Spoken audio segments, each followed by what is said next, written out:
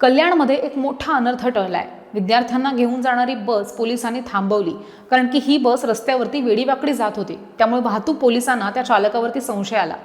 बस चालक मद्यधुंद अवस्थेमध्ये बस चालवत असल्याचं त्यांना दिसलं। ह्या बसमध्ये 26 विद्यार्थी प्रवास करत होते। उल्हासनगरातनं विरारला ही बस चालली होती। वाहतूक पोलीस सुरेश पाटील यांच्या सतर्कतेमुळे 26 विद्यार्थ्यांचे प्राण वाचलेत। स्कूल है तो बच्चे लोग लोकल एकेडमी है। किधर से आ रहे थे? तो कहाँ पे जा रहे? विरार जा रहे थे।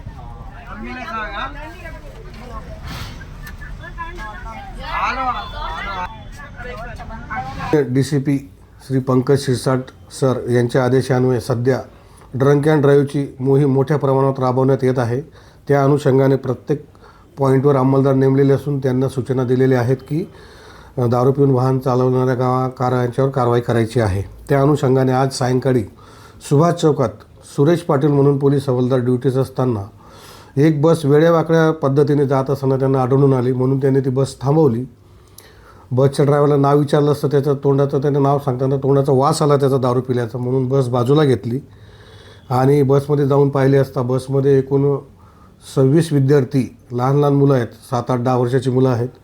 ती मुलं जग्गू अकॅडमी फुटबॉलची अकॅडमी आहे उल्हासनगरला, त्यांच्या मार्फतीने खाजगी वाहनाने ते विरारला चालले होते फुटबॉल खेळण्यासाठी।